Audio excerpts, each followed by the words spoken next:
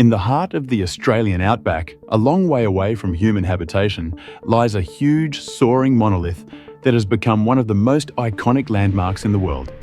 This sandstone rock formation, which is called Uluru, is taller than the Great Pyramid of Giza, older than the Alps, and larger in area than the nation of Monaco. This behemoth stands out from the endless flat plains surrounding it, even being visible from space, with its walls changing colour depending on the shifting sunlight through the day, giving it almost an otherworldly appearance. According to local Anangu tradition, Uluru has a central role in the creation of this world, with the body coming into existence at the beginning of time and retaining mystical powers. We now know through modern scientific discoveries that this monolith was once even grander and more mysterious than it appears, with this sandstone rock being a remnant of a once mighty mountain range, which was as big as the Himalayas.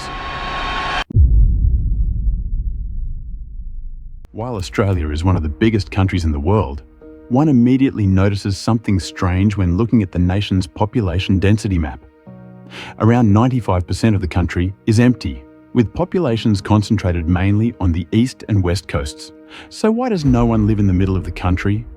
Because over 80% of Australia is covered by the Outback, which is a vast, arid, remote region, most of which receives so little rain that it can be considered a desert. Apart from the fact that it is one of the most sparsely populated and driest regions in the world, the Outback is also defined by its flatness, with just a few small hills and a handful of mountains dotted across this unimaginably vast land. However, smack bang in the middle of this vast flat expanse lies one of the world's biggest monoliths, a feature that looks completely alien to its surroundings, almost like it was artificially lifted from somewhere else and put here to confuse everyone. Uluru sticks out like a sore thumb amidst its surroundings, being visible from a long way away. But as you get closer, its colossal scale becomes clear. It rises 1,142 feet, or 348 meters, above the surrounding desert plain, making it taller than the Eiffel Tower and the Chrysler Building in New York City. This oval-shaped monolith has a circumference of more than 10 kilometers, meaning that it would take around 3.5 hours to walk around it. However, what meets the eye does not even tell the full story. Like an iceberg, Uluru conceals its real size. What we see above ground is just the tip of the rock, with most of it buried underground. This monolith stretches more than 2.5 kilometers below the surface, which is more than 7 times its height above ground. That means that if all of Uluru was above ground, it would be the tallest peak in Australia and around half as tall as the gigantic Mount Kilimanjaro in Africa. Uluru gets its unique red color from the iron minerals in the sandstone rock, which have rusted over time. Because of its sheer size and its composition, this body attracts thunderstorms, almost acting as a lightning rod and creating an oasis of life in the middle of the harsh desert. In fact, when it rains heavily, Uluru not only changes color, but one also witnesses several streams of waterfalls running down its surface, which creates sizable puddles of water. This allows the desert plants to bloom and encourages many animals to come here to mate and feed. That is why this region is teeming with life compared to some other areas in the outback, with kangaroos, emus, wombats, dingoes, and different types of lizards and snakes calling this region home.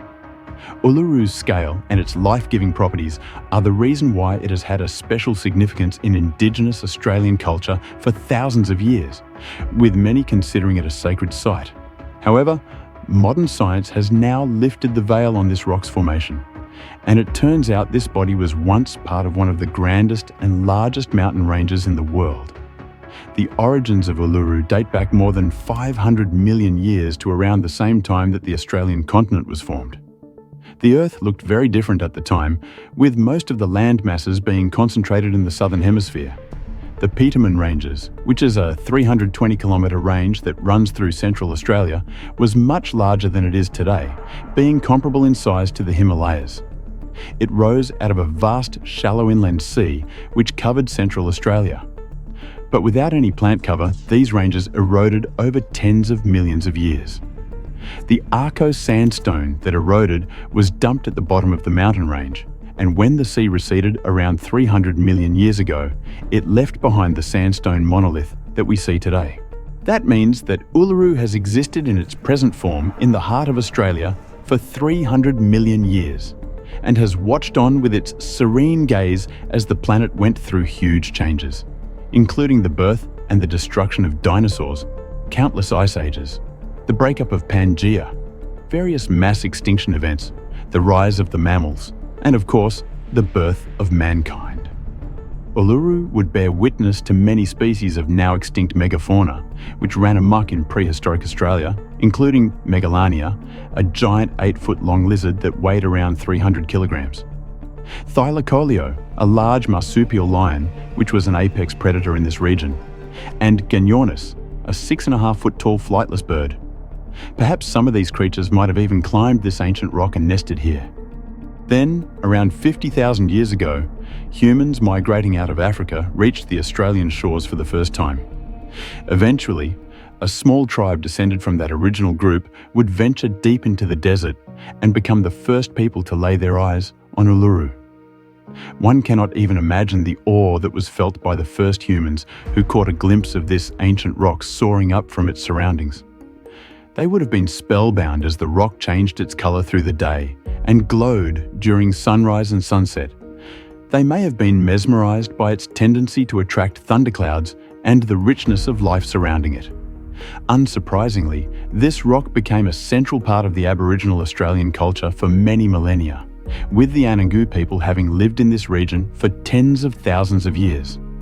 According to Anangu culture and tradition, the world was created by ancestral beings who travelled across the land and left marks in the landscape, with Uluru being brought into existence by those beings at the beginning of time. The Anangu believe that the spirits of these ancestral beings, who they are directly descended from, still live in Uluru, which is why the rock is considered sacred and remains the site of many traditional religious and cultural rituals till today.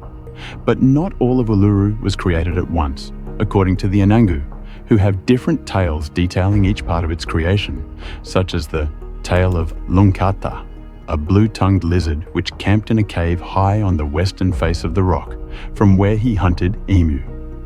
The tale goes that Lungkata once stole and ate another hunter's emu and lied about it when they came looking for it. However, the hunters found out what had happened and lit up a fire under Lungkata, who was burned by the flames, and rolled down Uluru, leaving strips of his burned flesh stuck to the rocks he touched. The smoke and the ash from the fire still stained the side of Uluru's steep slopes, with this story serving as a cautionary tale to the Anangu as to why Uluru should never be climbed. However, the first European settlers in Australia would not be so sensitive to the local population's concerns. Australia became a British colony in the 18th century, and London was soon encouraging settlements in the new continent, with a flood of people arriving in a short period. As you would imagine, this was not great news for the native Australian population, who not only died in large numbers due to the diseases that the colonisers brought with them, but were also subjugated and saw their communities impoverished. Across much of the 19th century, the British government set about mapping hitherto unexplored parts of this vast continent. And in 1872, the explorer William Gosse would be tasked with finding a route between Central Australia and Perth. On the July 19, 1873, Gosse was travelling through the Central Australian desert when he spotted what appeared to be a tiny outcropping in the distant desert. However, as he rode closer, it grew in size, and Gosse soon realised that he was looking at a monster forged from sandstone.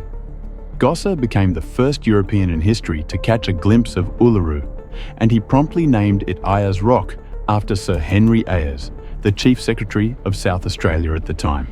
Being unaware of the Anangu traditions about the rock, Gosse would go on to climb it the very next day alongside his local guide. Not long after discovering and climbing Uluru, Gosse died of a heart attack, aged just 38.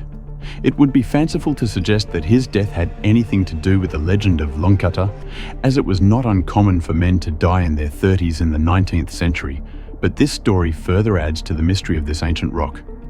People would continue to climb this monolith for over a century, before finally, in 2017, the Australian government made it illegal in order to be sensitive and respectful of the Anangu's beliefs. Following many decades of controversy, the Australian government has now returned ownership of Uluru to the local Anangu, with a condition that they would lease it back to the National Parks and Wildlife Agency for 99 years, and that it would be jointly managed. Today, while the Anangu are allowed to perform their ceremonies and rituals at the rock, it is also an extremely popular tourist destination, despite its remote location, with visitors to the rock often reporting that it gives off a mystical and strange energy. This ancient sandstone monolith is now considered a UNESCO World Heritage Site, with significant steps being taken to maintain its pristine form so that future generations can also marvel at Uluru's beauty, significance, and history. If you enjoyed this video, please do give it a like. And if you want to learn more about such unique places and phenomena, subscribe to the channel. We will continue bringing you stories and ideas that blow your mind, as the truth, as they say, is stranger than fiction.